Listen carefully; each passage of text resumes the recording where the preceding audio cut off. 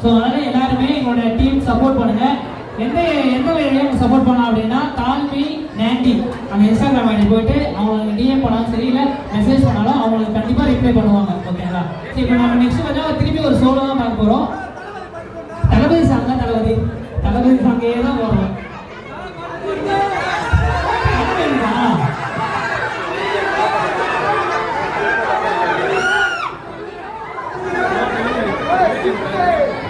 சரி, நம்ம தலை வேணுமா?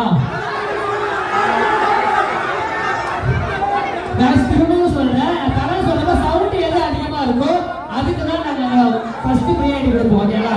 ஃபர்ஸ்ட் தலை சொல்லுங்க பாப்பா.